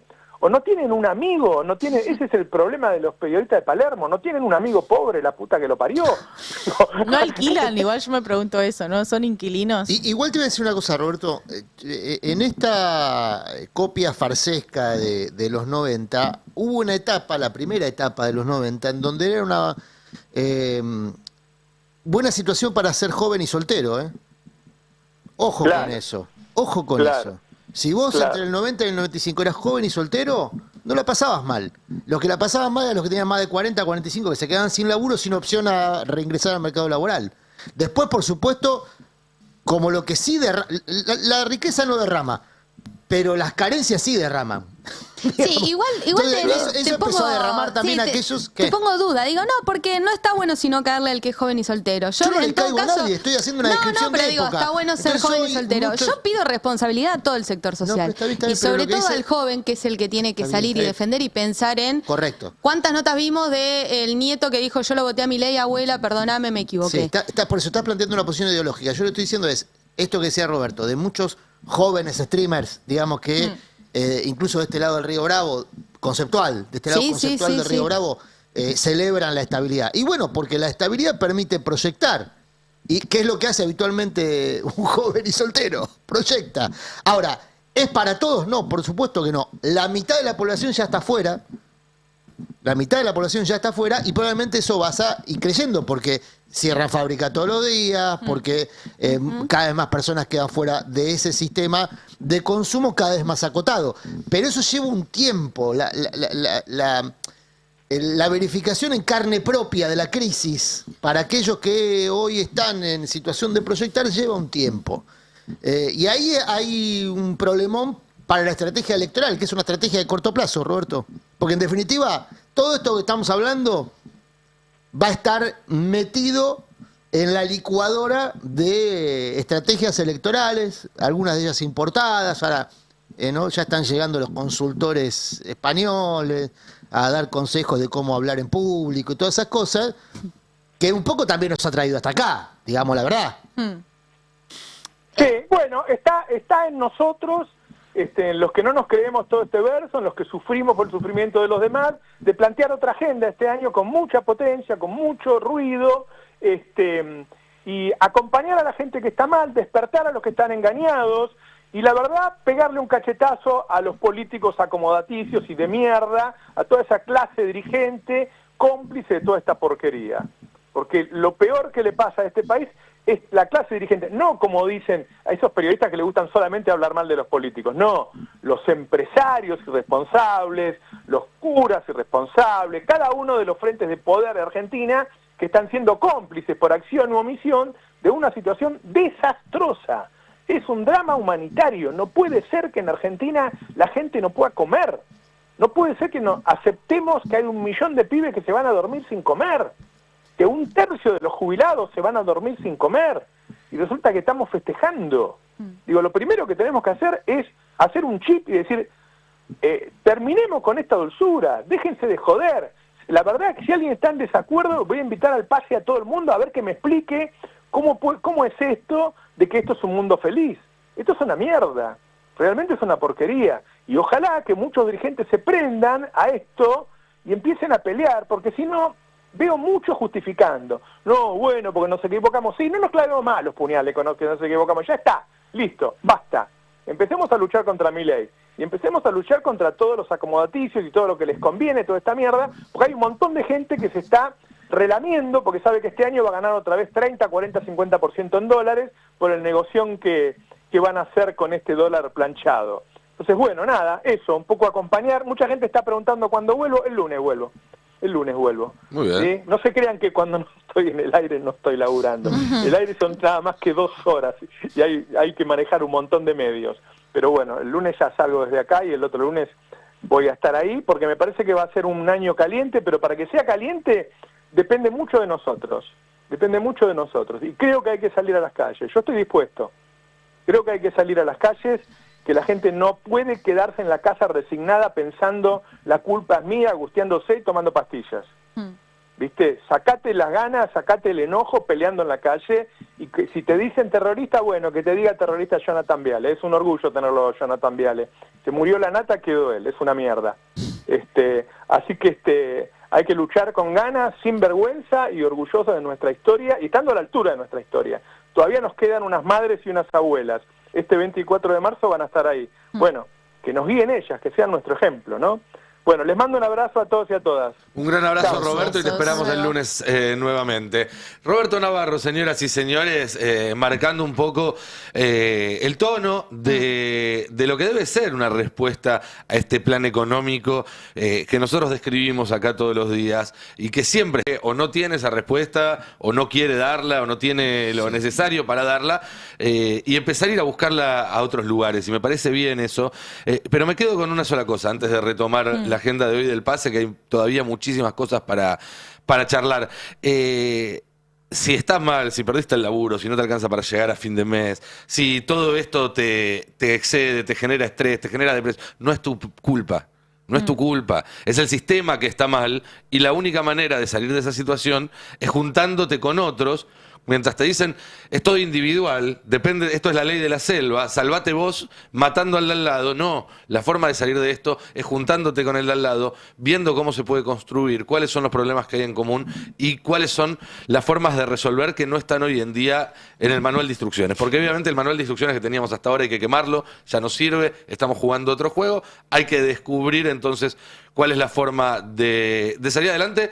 Y el Destape va a ser un lugar donde este año vamos a estar permanentemente haciendo eso, viendo cuál es la salida, no solamente denunciando y no solamente lamentándonos por lo que se pierde, sino tratando de ver cuáles son las propuestas que vuelvan a enamorar a la sociedad para que les dé la espalda a este plan de miseria que está llevando adelante este gobierno. Esas Y te doy un medidas- tono, perdón, sí. le doy un tono positivo a todo esto, que es saber que se hace desde un país que es increíble y que realmente es increíble en términos de riqueza, en términos de población, en términos de recursos naturales, en términos de capacidad. Estamos lejos de nos han vencido, así que hay mucho por lo cual hacer y uno cuando se encuentra en esos espacios, pasó hace poco en el Conti, pero pasó en cada una de las respuestas que hubo desde la calle, desde lo comunitario y desde el encuentro, donde decís, bueno, efectivamente no estoy solo, no me pasa a mí nada más esto, y hay algo que, bueno, por ahí por ahora son solo encuentros donde uno sale con el corazón un poco más reconfortado, es cuestión de articular eso hacia un proyecto de país que es al fin y al cabo lo que queremos. Igual para no caer en el coaching ontológico, que no digo que lo estés haciendo vos, ¿eh? bueno. No digo que lo estés haciendo vos. Bueno. No digo que lo estés haciendo vos. Digo que está muy bien revalorizar a la Soy Argentina. joven, tengo esperanzas. Elijo creer, ¿no? Elijo creer. Digo, está muy bien. Yo digo, es cierto que la Argentina es un país increíble, también por su capacidad de autoboicot, digamos, demostradísima, por lo menos en el último tramo de la historia. Ahora, ayer hacíamos con los oyentes un ejercicio de memoria de los mejores y los peores eslogans de la política, por lo menos del regreso a la democracia para acá. No sé si ustedes tienen alguno. Para mí, el más falopa de todos es Argentina, un país con buena gente. No está verificado. Alica Alicante no fue eslogan de campaña, lo asumió de Narváez a partir de un chiste. A mí me molestaba mucho elegir seguir haciendo, porque los dos infinitivos Sí, era un quilombo. juntos Elegir seguir me hacían haciendo. mucho ruido en mi... Volver mejor es una calamidad. Volver Argen- mejor es una Y calamidad. después tenés Argen y Tina. Argentina, por ejemplo, otro Tenés esa eslogan. otra. Pero digo, me parece que hay que salir de determinados eslogans que están muy bien para hacer una campaña política, pero que no terminan resolviendo los problemas reales, que son justamente esta asimetría cada vez más marcada entre el que está dentro del sistema y el que está fuera del sistema. Que es un problema que la Argentina arrastra hace mucho tiempo, que por supuesto que hubo ciclos de mayor inclusión. La famosa década ganada fue eso. Se incluyó a un montón de gente que estaba excluida por políticas muy parecidas a las de ahora, políticas que se aplicaron en los 90 y que se iniciaron en dictadura. Es decir que ¿Hay posibilidad de desandar el camino? Sí, es muy trabajoso, muchachos. Por eso yo insto siempre a frenar el daño como primera instancia. Hay algunas vueltitas de rosca de lo discursivo que hay que ver si se profundizan en este año, con algunas frases que dijo Kicillof meses atrás, digo, si ahora es la primavera del gobierno, imagínate 6 meses atrás, cuando él decía vinieron a privatizar todo y terminaron haciéndolo más estatal, porque por la cantidad de gente que recién Nico contabas, Roberto también, que dejó de tener prepaga y se volcó al sistema público. Sí. Entonces, en ese sentido, ahí tenés muchísimos centros de atención que inauguró Kicillof y que lo fue tomando medio como paliativo. ¿Va a alcanzar? No, claro que no, ellos te dicen. No va a alcanzar porque no podés suplir la ausencia del Estado Nacional. ¿Cómo va a ser la campaña en Provincia de Buenos Aires? El mismo gobierno que expulsó gente del sistema privado y lo envió al sistema público va a decir que el sistema público está colapsado. Es una porquería. Tenés la otra. Pero te das cuenta que hay un problema de inteligencia de este lado, rival, de inteligencia en el sentido. Bueno, después tenés también la otra que es querer estatizar o comprar aerolíneas argentinas cuando vos tenés la bandera de la Libertad Avanza con Flybondi y tenés una página web que ya te marca la cantidad de cancelaciones y de retrasos, ¿no? Una de las peores del planeta. Digo, ahora, son paliativos, ¿no? Sí, ahora tomo lo de la falta de inteligencia y también falta de voluntad, me parece. Creo que todavía hay una parte de la dirigencia que sigue creyendo que estamos en el mismo escenario que estábamos hace un año y entonces solamente piensa en o el lugar en las listas o si conviene o no conviene ir a las PASO, que es hoy en día el tema de debate. Cuando uno habla con fuentes dentro del peronismo, están todos preocupados para ver qué van a hacer con PASO sí, PASO no. Fer, vos tenés novedades al respecto. Sí, estuvimos hablando ayer con Germán Martínez. Obviamente él planteó, fue el primer tramo de la charla, con respecto a que en el temario de sesiones extraordinarias que va a arrancar el lunes no está el proyecto de presupuesto. Algo que la propia oposición dialoguista, los gobernadores de la oposición dialoguista habían reclamado unas semanas atrás, en noviembre. El gobierno los convenció de que no insistieran por ahí. Renovamos el presupuesto o prorrogamos el presupuesto que ya está y a ustedes los vamos a tratar bien. Lo que vamos a tratar mal es a los otros y por eso desde Unión por la Patria vienen reclamando que, por lo menos tratando de hacer oír, que en vez de estos proyectos penales que pusieron que no hay ninguna urgencia para tratarlos en sesiones extraordinarias, sería mucho más importante que se discutiera el presupuesto y todas las cosas que venimos charlando acá en el pase, ¿no? ¿Cuánto vamos a destinar a educación? ¿Cuánto se va a destinar a salud? ¿Cuánto van a tener de transferencia a las provincias? Y no depender de la voluntad del presidente, que se la dé solo a los amigos, ¿no? Cosa que no va a pasar, el gobierno no va a ceder en eso, por lo menos no en este escenario. Claro, bueno, pero por lo menos lo quisieron plantear y en un momento pido el tape 1, que le preguntamos a propósito de las PASO y ahí Germán Martínez nos reconoció que hay diferentes posiciones dentro del bloque de Unión por la Patria que se van a empezar a reunir en el Congreso a partir del lunes. Escuchamos a ver qué nos decía. Nosotros estamos en una serie de consultas que nos vamos a empezar a trabajar hacia el interior de nuestro bloque, porque sabemos, y esto lo digo sin reparos, que hay distintas miradas sobre la herramienta PASO de acuerdo a dónde te posiciones. En provincias que gobernamos es una cosa, en provincias que no gobernamos en otra. En provincias donde tenemos PJ más ordenados es una cosa, en provincias donde PJ está más fragmentado es otra. Provincias donde hay una tradición de conformación de frentes con otros partidos es una cosa, en provincias donde esa tradición no existe es otra. Y por lo tanto hay distintas miradas. Bueno, reconociendo que en los diálogos que venía teniendo con diputados del bloque había distintas posiciones, está claro siempre donde es oficialismo, los gobernadores no suelen querer las PASO y es algo que viene ya en su momento en el gobierno de Alberto Fernández, también se había querido suspenderlas en aquel momento, los gobernadores habían hecho una presentación para que se suspendieran las PASO, donde es oposición muchas veces sirve para ordenar la interna, Así ¿no? es. Que haya una PASO. Así que ahí había diferentes posiciones. Entonces, bueno, yo le pregunté, ¿habrá entonces la posibilidad de que se libere el voto, de que haya libertad de opinión y que cada uno vote según le parezca? Bueno, esto me respondía después a propósito de eso Germán Martín.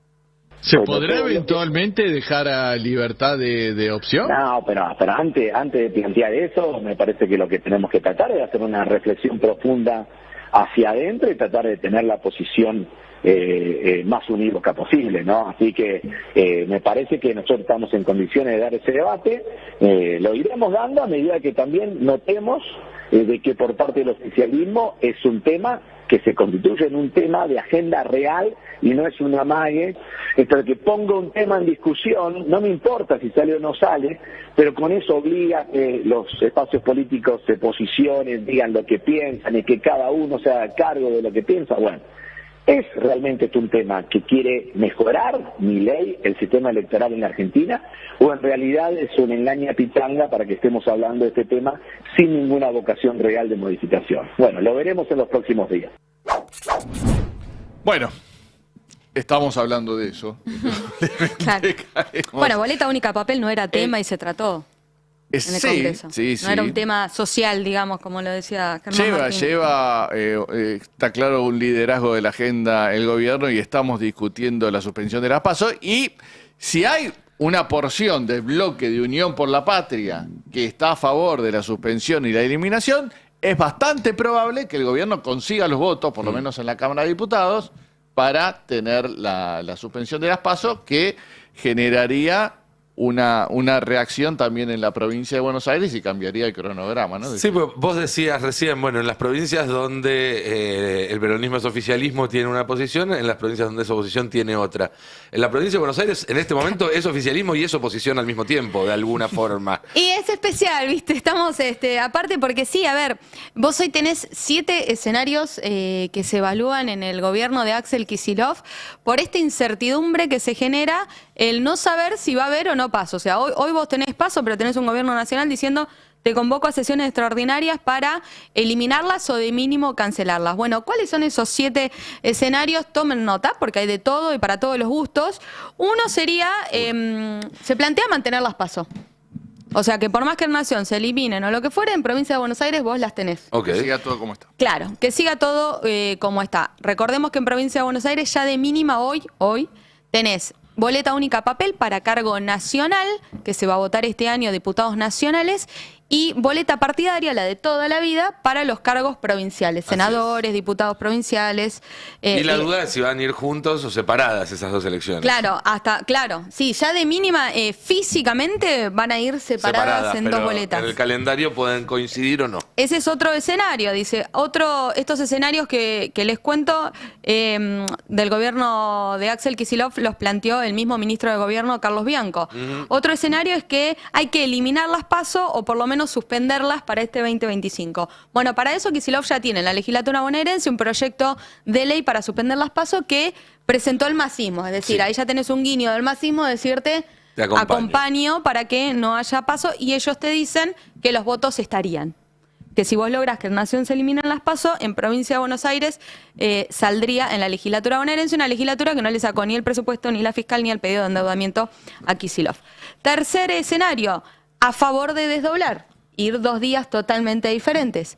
¿Quiénes piden eso? Los intendentes de Unión por la Patria, sobre todo lo que es el conurbano bonaerense, entienden que es mejor ir por la propia. Sí, para no quedar pegados a la discusión nacional. Exacto. Porque lo ven, ellos comparten esta mirada que Roberto criticaba hace un rato, de un Milei arrasador. Un Milei empoderado, un Milei ganando, haciendo pie, queriendo hacer pie en la provincia de Buenos Aires, que es la única que 3 veces perdió. Así Javier es. Milei, incluso en el balotaje. Ayer estuvo el acto de Karina, ¿no? Después podemos hablar. Sí, después podemos hablar del acto de Karina. Escenario 4. A favor de hacer elecciones de manera simultánea, incorporando la boleta única de papel en la provincia de Buenos Aires. Este yo creo que es el más lejano, por no decir bizarro, porque no tenés ni por asomo un proyecto de boleta única papel, y segundo lo tenés a Kicillof que de todas las formas habidas y por haber dijo no, cambiar un sistema que funcionó. Así es, y un peronismo que se opuso a la reforma de boleta única cuando se trató en el Congreso Nacional, con lo cual sería raro que ahora la adoptara. Después, escenario 5, hacerlas concurrentes, es decir, el mismo día votar tanto boleta única de papel como boleta partidaria. Esto es lo que quiere el Instituto Patria. Bien. Cristina Fernández es una posición que planteó ir juntos y se abre ahí la posibilidad de saber si ella va a ser o no candidata en estas elecciones de medio término. Otros te dicen que hay que desdoblar las generales. Es decir, desdoblar, si tenés PASO, en las generales vas por separado. O sea, ya tendrías 3 elecciones. Una de las PASO y en las generales 2 por separado. Y el último escenario, hay que desdoblar, pero después de las generales. Es decir, que primero se vote a nivel nacional y que después se vote en Provincia de Buenos Aires. Eso sería raro, porque en general cuando se desdobla se vota antes, no después. Claro, bueno, ese escenario lo propone el Frente Renovador, un espacio del sector de Sergio Massa, quieren esto. Lo cierto es que desdoblar, si se va por eso, primero te muestra mayor autonomía de Kicillof para con Cristina Kirchner. No digo romper, digo mayor autonomía porque ella propone hacer una elección concurrente. ¿Por qué digo que no es romper? Porque uno prevé que probablemente se vaya camino a una misma lista, o por lo menos los últimos 20 días la espuma bajó. Ahora, ¿qué tenés en contra? Nunca en la provincia de Buenos Aires, desde la vuelta a la democracia, se desdobló. Por ley, de hecho, creo que estaban pegadas. Tenés las PASO pegadas, pero después nunca se tomó la decisión de desdoblar las generales, lo cual no es menor porque vos tenés 13 millones de electores para este 2025. Imagínate la logística de todos esos 135 distritos, más de 50.000 mesas. Vos tenés la distribución del correo, porque en ese escenario podés llamar a licitación para que no sea el correo argentino el que te lleve adelante las elecciones. No es algo que se baraja, pero digo, te metés en todo ese despelote. Y no es menor garantizar la urna en una escuela de la provincia de Buenos Aires. Bueno, esos 7 escenarios son los que tiene hoy provincia de Buenos Aires, Fer, definiéndose. ¿Cuándo se va a definir? ¿Cuándo va a tomar la decisión Axel Kicillof que va a dejar a heridos? Porque fíjate que te fui mostrando. Después de que Nación defina si hay o no PASO y fije esa fecha si hubiera PASO. Y también después de que se defina o no qué pasa con el presupuesto bonaerense, puede llegar a ver. Saludalo al presupuesto que ya se fue en diciembre. Es muy difícil que vuelva ya. Se reacomodaron todas las partidas presupuestarias. De hecho, Arba sacó un comunicado, esto es importante que lo sepan. En enero y en febrero no van a llegar las boletas del impuesto inmobiliario, por ejemplo, producto de este despelote que significa cambiar todas las partidas, y recién en marzo te va a llegar el inmobiliario. Bien. Volvamos un segundo igual al Congreso Nacional y a la reforma política del Congreso Nacional. Porque vos decías, Fer, bueno, habría diputados de Unión por la Patria dispuestos a votar a favor. Ahora, dentro del mismo caballo de Troya, que la eliminación de las PASO, hay una segunda parte del mismo proyecto que es gravísima, porque tiene que ver con privatizar la democracia, con darle mayor poder al capital, a las grandes corporaciones, a las grandes empresas para financiar las campañas políticas y quitar o correr al Estado del rol de no solamente dar financiamiento a los partidos, sino también garantizar el acceso a medios audiovisuales, a todos los partidos, etcétera. Me pregunto si los diputados que por algún tacticismo están pensando en levantar la manito para eliminar las PASO, no van a hacer algo para que del proyecto quede afuera esta segunda parte. Para que se entienda, lo que establece la segunda parte de la Ley de Fortalecimiento de la Democracia, que en realidad, como vos decías, debería llamar de debilitamiento de la democracia, es que se van a remover gran parte, yo diría 3/4 partes de la ayuda estatal que hay hoy en día a los partidos políticos, tanto en los años de no elecciones, que hay una ayuda fija, como en las campañas, donde obviamente hay otro tipo de financiamiento más intenso, sino también el espacio que le daba de forma gratuita el Estado a los partidos políticos para promover sus plataformas o sus candidatos en la radio y en la televisión. Que no es algo menor, porque no solamente permitía que partidos menores que no tenían plata para pagar esos segundos accedieran, sino que además repartía todo el espectro de segundos repartibles. Es decir, el que tenía más plata no podía comprar más, además de lo que les habían asignado. De alguna manera el Estado regulaba cuánto tiempo de pantalla tenía cada partido en función de cómo les había ido en las últimas elecciones. Bueno, eso vuela de un plumazo y se habilita a que haya más aportes privados a los partidos para compensar el aporte que deja de hacer el Estado. El argumento que dice el gobierno es, no puede ser que la gente con sus impuestos esté financiando los partidos políticos. Les recuerdo que los partidos políticos son la institución que la Constitución Nacional establece como el único intermedio entre la población y la toma de decisiones. Son los únicos que pueden representar a la gente, por eso para presentarte de candidato en la Argentina necesitas estar en un partido o estar aliado a un partido o que un partido te adopte como candidato. Hay otros países en donde no, donde la gente, en Brasil, por ejemplo, vos podés ser candidato sin tener un partido detrás. Acá no, la Constitución argentina te obliga. Por eso se les paga con parte de los impuestos y no se me ocurre un destino mejor para mis impuestos que sostener la democracia. Ahora, ¿qué pasa cuando se corren esos límites? Acá ya hablamos hace un tiempo, lo voy a recordar muy brevemente, del fallo del año 2013 de la Corte Suprema de Estados Unidos, que equiparaba los límites a las corporaciones para aportar a las campañas de los candidatos con un límite a la libertad de expresión. Lo cual conceptualmente lo que está diciendo es que la plata y tu opinión valen lo mismo. Y siempre va a haber alguien que tenga más plata que vos. La opinión es algo que tenemos uno cada uno, no nos hace iguales a todos. Muchos intelectuales, historiadores, sociólogos, politólogos, que vienen estudiando el tema del deterioro de la democracia, dicen que ese fallo de la Corte Suprema es un antes y un después. Y que por algo, en la siguiente elección presidencial ganó Trump y a partir de ahí entramos en la espiral donde estamos ahora. Se publicó hace pocas semanas un paper de una docente en Cambridge, doctora de economía, llamada Seda Vasijos, una figura muy respetada en el mundo de la economía, que a partir de estudios metodológicos bastante complejos, comparando datos recabados en 80 países entre 1990 y 2019, es decir, a lo largo de 30 años, demuestra que hay una relación negativa entre la concentración del poder de mercado y las capacidades democráticas de un país. El título, lo estamos viendo ahí para quienes nos siguen en YouTube, es Poder de mercado es poder político, la presión de la declinación de la competencia en la democracia. Es decir, los monopolios, las grandes corporaciones van en contra de la democracia. Según este estudio, el efecto del debilitamiento de la democracia está impulsado por la creciente influencia política de las empresas que tienen márgenes elevados, es decir, que reinvierten parte de sus ganancias extraordinarias en conseguir influencia política, y esto se logra a través de corrupción en los procesos electorales y múltiples dimensiones de gobierno democrático como la formulación de políticas, su implementación y su regulación. A cualquiera que esto le haga acordar a lo que pasó con la ley de bases o el decreto 7023, que estuvieron directamente redactados por grandes empresas, bueno, claramente no es una coincidencia y está hablando de lo mismo. Habla de que esta búsqueda de poder político por parte de empresas tiene distintas herramientas, como por ejemplo colocar ejecutivos corporativos en puestos políticos claves, no sé si les suena de algún lado, cultivar vínculos estrechos con funcionarios gubernamentales, no sé si les suena de algún lado.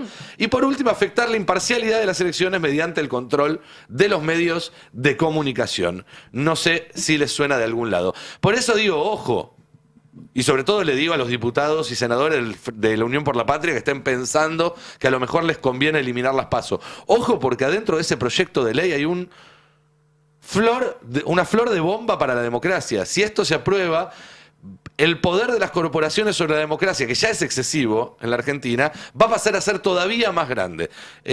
Me parece que es importante y no se está hablando de esto. Uno mira los canales de televisión, uno escucha las entrevistas de los dirigentes y demás, y se habla de si paso sí o si paso no, y no hay nadie diciendo que esto, así como está propuesto por el gobierno, no puede ser aprobado porque significa seguir deteriorando la calidad de nuestra democracia. Sí, especialmente lo que decía Roberto de una oferta comunicacional tan vinculada y concentrada, financiada por los grupos económicos. Si encima dejás que esos grupos sean los que financien la campaña y a los dirigentes que ellos quieren financiar, se va a concentrar todo el poder todavía más, ¿no? Es doblemente riesgoso. Vamos a ver, cuando se trató, cuando se trató antes en el Congreso, lo que habían insistido de la bancada peronista, que también se permitiera a los sindicatos participar en el financiamiento de las campañas y se iba a presentar a las empresas privadas. Claro, eso se había modificado ya durante el gobierno de Mauricio Macri y no se dio marcha atrás en los 4 años del Frente de Todos. Y obviamente este gobierno no lo va a cambiar. Recuerdo la campaña de Macri, justamente hablando de esto, de cómo se manipulaba el eslogan que te llegaba a través de las redes sociales y cómo eso se trató de regular después de esa campaña, por ejemplo en Facebook, ¿no? Donde vos ya tenías que decir si eras un espacio político de dónde venían tus fondos para poder mandarte ese mensaje. Pero digo, con el daño hecho que te lleva Mauricio Macri al poder y que después te lo reconocen. Se habló muchísimo de eso en su momento. Sí, claro. Pasaron 6 años, 7 años de eso, no estamos lejos. Así es. Che, volvamos a la economía por un segundo, porque obviamente el campo tiene problemas con este tipo de cambio, que le queda muy lejos de lo que pretendían. De hecho, si un gobierno peronista estuviera tomando estas medidas políticas, el campo ya estaría no tomando los caminos, prendiendo fuego la cosecha prácticamente. Claro. Por lo menos esta acepción del campo, la que conocimos desde el 2008 para acá, ¿no? Que son los productores. Sí, en realidad esa amalgama de grandes consorcios exportadores y productores no era una amalgama tradicional del sector agropecuario. De hecho, en el FRENAPO, por ejemplo, tenías dirigentes icónicos del sector agropecuario, Humberto Volando, la Federación Agraria, el propio Bussi, hasta subirse al tren de la abundancia sojera.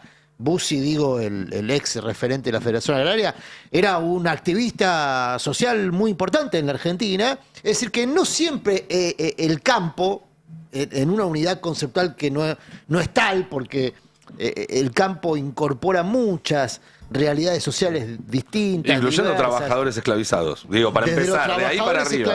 Porque ellos también son el campo, ¿no? Sí, por eso, de los trabajadores esclavizados, los pueblos que viven la actividad agropecuaria y después las distintas actividades que componen la actividad agropecuaria, la ganadería, la lechería, el sector cerealero, son los aceiteros, las exportadoras. Es un universo que en general confrontó más de lo que coordinó. Empezó a coordinar a partir del 2008. ¿Y qué es lo que los reunió? El precio récord de la soja. La expansión de la frontera sojera. En realidad hay un proceso anterior, que es la recuperación del negocio agroexportador a partir de la siembra directa, el glifosato. Hay toda una historia que explica el fenómeno agroexportador de la Argentina hacia 2008 con precios internacionales que orillaron los $700. Esa realidad no existe más. Esa foto, que fue la que detonó la crisis por la 125, no existe más. Y fue simpático, por lo patético, leer hoy a Pablo Gerchunov, una de las personas, quizá de los intelectuales de la economía más respetados por sus colegas, por sus pares. Es historiador económico, ¿no? Sí. Se define así. Bueno, Gerchunov, que como Lo leemos historiador... en economía igual. ¿Cómo? Lo leemos en la Facultad de Ciencias Económicas. Claro, por eso, sí, es un referente. Fue funcionario del gobierno de Alfonsín, ¿no? Hay que rescatar el concepto de retenciones móviles, dice Gerchunov ahora. Es una pena que la mala experiencia del 2008 anule una buena idea. Bueno, lástima que lo dijo tantos años después, ¿no? Terminó como de dar toda la vuelta, ¿no? El ciclo. Claro. Pasaron 16 La años. vio Gerchunov, pero 16 años más tarde, qué pena. Sí. Bueno, ahora, los que también la están empezando a ver son algunos de los productores que vienen siendo estafados por grandes consorcios cerealeros. Pasó con Vicentín y está pasando con los Grobo. Sí. Ayer hubo una asonada de productores en una de las plantas de Los Grobos en San Miguel del Monte. Los Grobos es una empresa emblemática de este boom sojero que tuvo la Argentina a principios de este siglo, hoy en manos de firmas extranjeras con sede en Delaware. La verdad que nadie sabe finalmente quién es el dueño de Los Grobos. Delaware es un paraíso fiscal. Claro, exacto. Delaware es un paraíso fiscal. Bueno, no lo pasé. Es el paraíso fiscal dentro de Estados Unidos. Claro. Estamos viendo justamente... Qué nombre amigable, ¿no? Paraíso fiscal, una cueva. Es una guarida, se dice. Vamos a poner una guarida fiscal. Bueno, ahí lo que estamos viendo justamente es este episodio. Creo que tiene audio también el video, ¿no? Si lo quieren compartir. Ahí está, mirá. Lo que estamos viendo y escuchando es esta reunión de productores en la entrada y salida de un centro de acopio de los Grobos en San Miguel del Monte. ¿Qué fueron a hacer ahí los productores? A frenar la salida permanente de camiones con cereales, con granos, que son de los productores. Porque ¿cómo funciona esto? Muchos quizás lo recuerden del episodio de Vicentín. Estas grandes corporaciones cerealeras que a la vez están directamente vinculadas a la exportación, algunas son exportadoras, caso de Cargill, Vicentín, o los Grobos, que son acopiadoras y comercializadoras, reúnen granos de productores que entregan granos sin precio. Le dan sin fijar precio. Sí. ¿Por qué? Bueno, porque los productores especulan con la moneda de cambio que tienen, que son sus granos.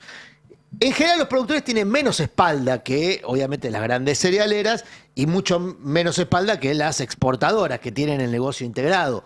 La exportación, la producción de aceite, ¿no? Digo, pienso en Cargill como quizá la más conocida y con más presencia históricamente en la Argentina, no es la única, Bunge también y demás.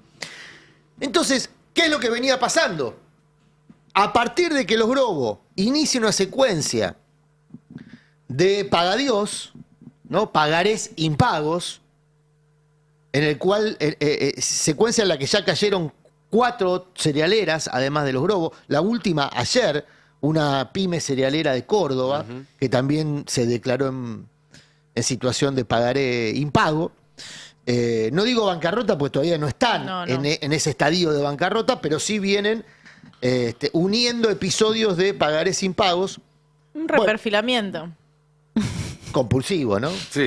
Un reperfilamiento compulsivo a los acreedores, que en general son acreedores bancarios. Vamos a ver cómo impacta esto en la cotización de algunos de los bancos. Algunos que vienen cotizando muy alto por la timba financiera. Sí, muchos de obligaciones negociables, o sea, deuda en dólares, que uno entendía una deuda en dólares de una cerealera en Argentina y te paga o te paga. Bueno, no te paga. Ahora, ¿esto significa que efectivamente están quebrados? Permíteme ponerlo en duda. Ok. Porque ¿qué es lo que aprendimos con el caso Vicentín? Lo aprendimos porque lo vimos con una nitidez obscena. Los dueños de estas corporaciones en general no pagan con su patrimonio, o en tal caso se descapitalizan en términos de posiciones empresarias, venden, están obligados a vender, quedan en esa situación, pero no es que pierden plata a ellos, ni sus hijos, ni sus nietos. En general terminan bien parados y realizando nuevos negocios. A veces lo hacen a través de este mecanismo de guaridas fiscales.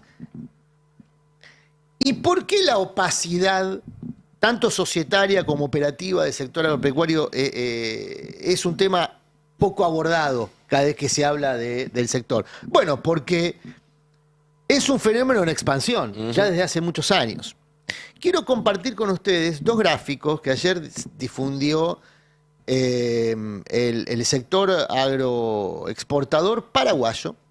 Esta es la Cámara de Exportadores de Paraguay, que está declarando cosecha récord. Paraguay hoy técnicamente es el tercer mayor exportador del planeta de soja. Caramba.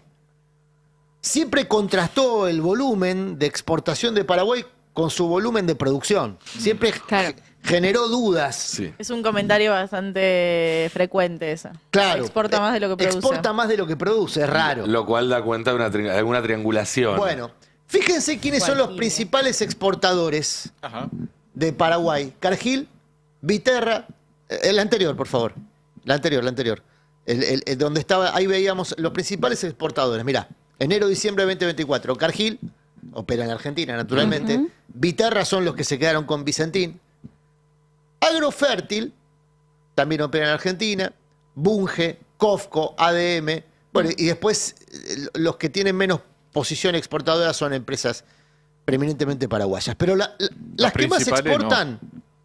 Las principales no son paraguayas. O por lo menos también operan fuerte en la Argentina.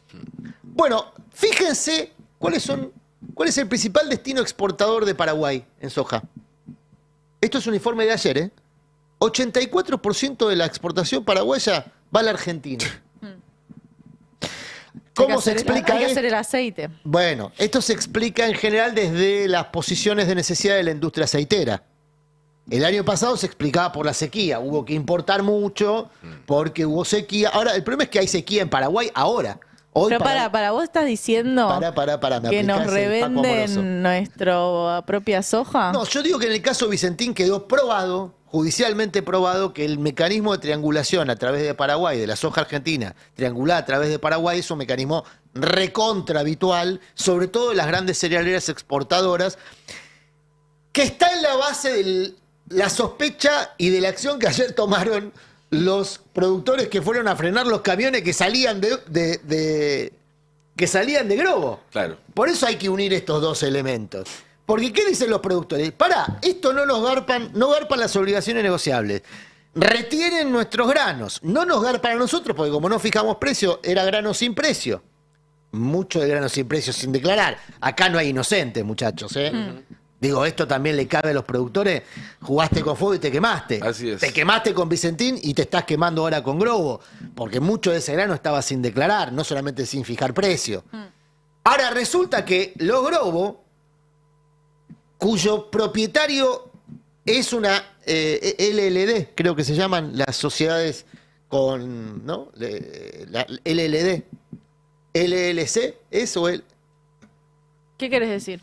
El formato de societario que tienen en Delaware, creo que como acá son las SA o las... LLC, los Limited Liability Company. Bueno. Las compañías de responsabilidad limitada. Sí. Cuya propietaria entonces es una empresa con accionista indefinido o poco visible. Y que se llaman así, digo, de responsabilidad limitada, porque si llega a haber algún problema, le sueltan la mano a esa compañía, la quiebras de esa compañía y no se le va a cobrar a los que eran los dueños.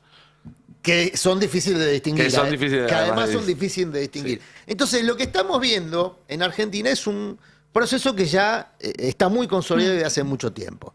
Ocurría con la excusa de las retenciones a partir del 2008, el lamento de Gerchunov, ¿no? Sí, que igual también tiene un ala política, me parece. Pero por supuesto. Porque Gerchunov está en la parte del radicalismo más opositora a Milei, que tiene como principal candidato y figura en los próximos 20 años a Lustó, con lo cual hay que ir empezando a lavarle esa mancha que nunca se pudo sacar del capot.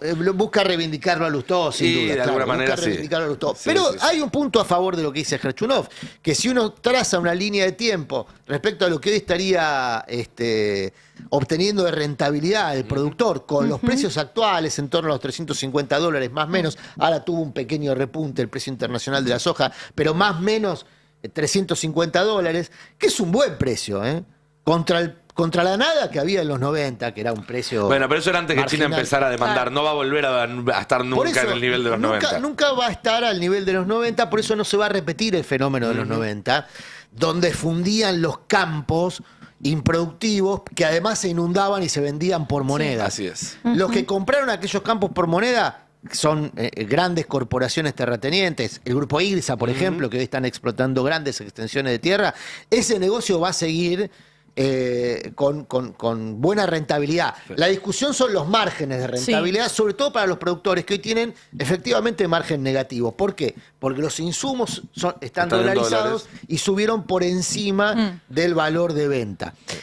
Este es el escenario, es decir, un escenario donde si efectivamente regiría las retenciones móviles, hoy los productores estarían pagando entre 10, 12, 13% de retenciones, no el 30%, 30% que fijó Milei cuando la campaña ha dicho que las iba a eliminar, y el fenómeno, entre comillas, de triangulación, que por lo que vemos sigue muy activo y que perjudica particularmente a los productores. Más que, bueno, por supuesto también a la Argentina en su conjunto, porque son impuestos que no se cobran, ¿verdad? Sí, Clarísimo. total. Y que, perdón, pero para unirlo un poco con la primera parte del pase, con pensar un poco más allá, bueno, es una de las claves, ¿no? Seguimos teniendo un sector agroexportador que se maneja con declaraciones juradas, o sea, donde efectivamente es muy sencillo hacer estas triangulaciones y es muy sencillo tener una parte de tu producción de manera informal sin que tenga ningún aporte en el país y bueno, da un poco de pistas de qué es lo que se podría hacer. Yo en el chat leí Junta Nacional de Granos y a mí se me emociona. Le diste like. Ay, Le diste like. Qué lindo. ¿Hay fecha para el tractorazo, Andy? No, todavía no que yo todavía sepa. no. Igual va a Falta. haber una reunión, ojo, va a haber una reunión Sí. de la mesa de enlace, de la nueva composición de la mesa de enlace, donde se incorpora fuerte al sector aceitero. está prevista para el jueves-viernes de esta semana. Muy bien. Che, nos quedan todavía un poco más de 10 minutos y dos temas que quiero repasar antes de irnos. Por un lado, Belén Bartoli con el armado de Axel en plena temporada de playa en la provincia de Buenos Aires. Sí. Y después les voy a contar algo que estuvo pasando ayer en las redes de Estados Unidos que fue realmente muy interesante. Gracioso un poco para relajar en el final del pase, simpático, pero también interesante para pensar hacia el futuro. Pero primero veamos lo que está pasando con el armado de Kicillof en la provincia. Sí, porque bueno, esta primera quincena del año tuvo algunas reuniones interesantes y particulares que se están dando. Vamos a ver un videíto, por ejemplo, de la agrupación Barrios de Pie, que ayer estuvo en Mar del Plata recorriendo distintas mesas y que ya arrancaron con un eslogan que es Axel es el futuro, digamos. Ellos blanquearon que esa es la campaña que van a hacer y que quieren defender la gestión del gobernador bonaerense de cara a todo lo que fueron estos 5 años de mandato, sobre todo el último año que se mostró como una alternativa al gobierno de Javier Milei. Entonces ayer estuvieron en Mar del Plata. Bueno, acá vemos esta foto que fue de la semana pasada, del Cuervo Larroque y Carlos Bianco, los dos armadores por excelencia de Axel Kicillof en todo lo que es la pata política.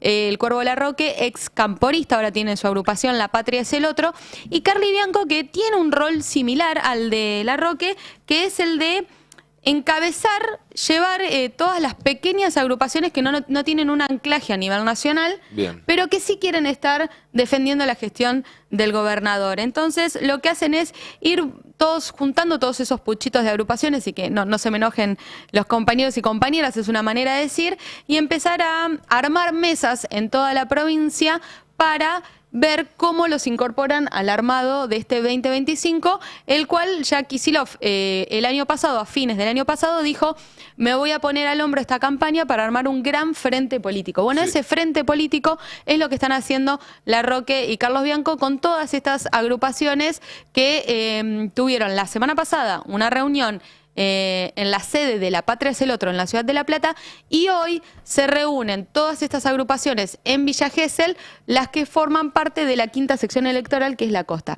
A esta reunión no van a ir el Cuervo ni Carly, sino que van a ir en febrero cuando ya se haga un plenario más generalizado. Entonces vos tenés todo ese pequeño armado que está llevándose por lo bajo, y por el otro lado acá tenemos un videito en Mar del Plata ayer, donde ya hay mesas, ven, con unos panfletos, vamos a contarle a la gente, de Axel es el futuro. Esto lo hacen desde Barrios de Pie, una agrupación que también tiene su anclaje dentro del gabinete, porque Daniel Menéndez es subsecretario bonaerense y es uno de los que ya primero y salió con esta campaña para seguir defendiendo la gestión de Kicillof y volver a mostrarlo como el principal opositor a la gestión de Javier Milei. Así que hay rosca Es los quinchos importantísimo bonaerenses. que tenga un oficialismo activo, ¿no? Sí, Axel, y no uno pasivo, porque indudablemente va a tener dificultades en estos años como para gestionar la provincia de Buenos Aires, con todas las restricciones que le impone el gobierno nacional, y que sea visible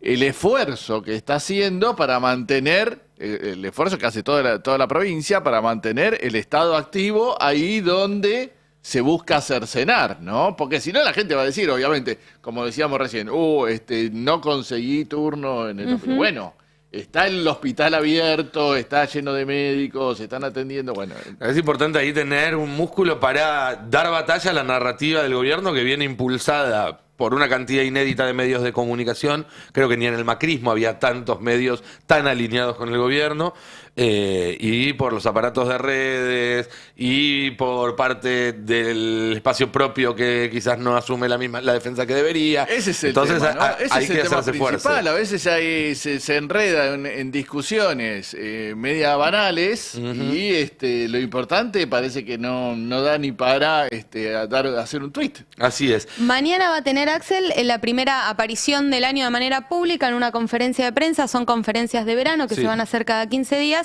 Mañana va a ser en Sierra de la Ventana, así que ahí vamos a ver si él recalienta toda esta situación. Y si querés, para la semana que viene, ya te aviso, Nico, esto que decían ustedes, ¿no? Tanto medio en contra de la gestión de Kicillof, ya estamos viendo cómo están raspando con el tema de la inseguridad. Y sí, ¿no? es un clásico. Bueno, es un clásico. es un clásico, es real, pasa y ocurre, pero también es real, y vamos a traer las cifras oficiales de cómo bajó el porcentaje de homicidios dolosos en la provincia de Buenos Aires. Una estadística que se puede medir tanto a nivel local, nacional, como también con el resto del mundo. Bueno, tenés un porcentaje mucho, empieza a bajar. ¿Sigue habiendo muertes? Sí, sigue habiendo. Claro, por supuesto. Pero te va bajando. Está bajándose en realidad de manera interrumpida hace más de una década. A Sí, nivel sí. nacional y en la mayoría de las provincias de Argentina. Hay excepciones como Santa Fe, por supuesto. Por eso también cuando es un mérito que se quiere dar Bullrich, es como, bueno, frenemos un cacho. Porque a nivel nacional se bajó por lo que pasa en Rosario. Y lo último que te digo es, hay ciudades del conurbano bonaerense con un índice más bajo que Capital Federal. Eso lo hemos contado acá el año pasado, me acuerdo, en Argentina Política, un informe que armó bastante revuelo. Me putearon un poco, pero los números, los datos son los datos. Che, antes de irnos, nos quedan 5 Sí. minutos. Pasó algo muy curioso en Estados Unidos ayer. Antes de ayer y ayer. Y sigue hoy.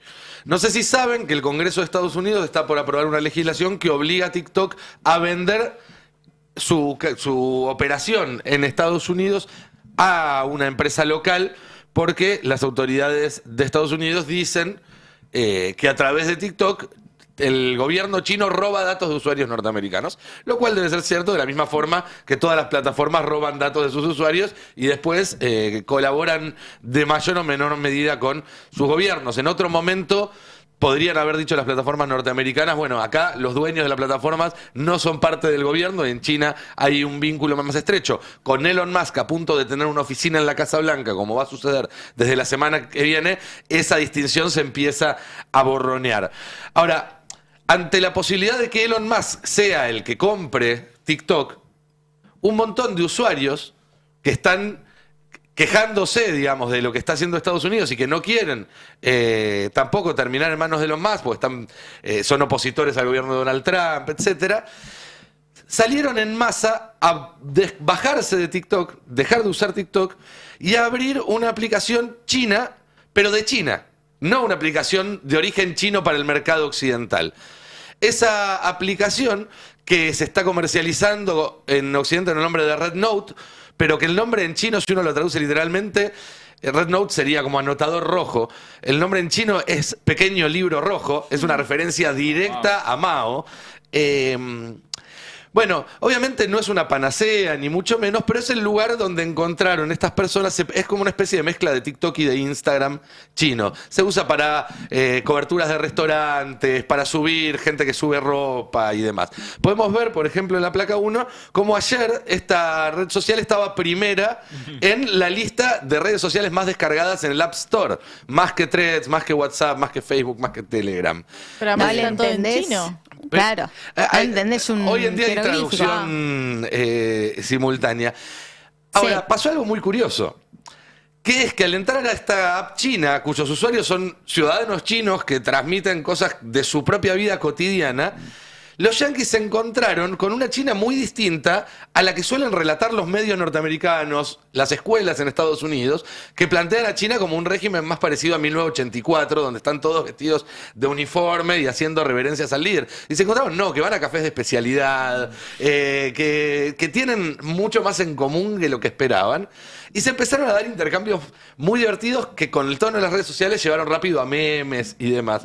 Veamos la placa 2, por ejemplo, que se ve uno de los comportamientos que se estuvo viendo en estos días, donde un norteamericano dice, hola desde Estados Unidos, ¿qué tal todos? Este soy yo, acá con mi hija, diciéndoles hola y queriendo hacernos nuevos amigos del otro lado del mar. Hashtag TikTok migrant, emigrante de TikTok. Y la respuesta de una familia china que sube una foto diciendo hola. Y cómo se genera este ida y vuelta que hace quizás recordar un poco más a la parte social de las redes sociales como eran hace 10, 15 años, más que como son ahora. Obviamente que llegaron rápidamente los memes, entonces... ¿Te bajaste vos la app? No, Nico? todavía no me la bajé. Vamos a ver la del número 5, por ejemplo, la placa número 5, donde los chinos, al ver que llegaban todos los migrantes de TikTok, les ponían, bienvenidos a la nación espía, denme toda su data, ¿no? Y su foto de gatito, y otro que le contesta, data de americanos, y le da de yanquis, y le sube otra foto de otro gatito. Vamos a ver, por ejemplo, lo que se dio el diálogo de placa número 3. Alguien subió una foto de Luigi Mangioni, este hombre que se hizo famoso por matar al director de una prepaga en Estados Unidos, de una aseguradora, y un yanqui que pregunta, ¿cuánto les cuesta a ustedes el acceso a la salud? Y desde China que le contestan, mucho más barato, entre 3 y 10 dólares cada vez que vamos a una clínica. Bueno, y se empiezan a dar este tipo de intercambios que terminaron con memes de inteligencia artificial. Vamos a la número 4. Donde lo que se termina viendo es un guerrero de terracota llegando a UPA, a la Estatua de la Libertad, con banderas de Estados Unidos y de China. Voy a hacer un pequeño disclaimer. RedNote no es una red social utópica, tiene problemas de censura, no acepta contenido LGBT. Esto no se trata de decir, che, las redes sociales chinas son mejores que las yanquis. Pero más allá de lo simpático de la anécdota y de los efectos que pueda tener esa ruptura en el relato tan profundo sobre China que hay en Estados Unidos, lo que más claro está, y lo discutimos acá hace un mes cuando fue lo de Blue Sky, y nos vamos con una imagen muy significativa, es cómo evidentemente hay una demanda muy fuerte de los usuarios de redes sociales por un ecosistema menos tóxico que el que se plantea hoy en día en la cuestión de Meta, X y demás. Bueno, me pareció que era interesante para traerlo como una continuidad de todos los temas que estamos charlando. Nos tenemos que ir, ya viene Verdades Afiladas con Adrián Murano. Muchísimas gracias a todos por habernos acompañado hoy. También ustedes están allí del otro lado y al gran equipo que hace posible este programa. Nos vemos mañana a las 10 de la mañana acá en El Destape. El Destape 1070. El Destape 1070. Radio y punto. El Destape 1070.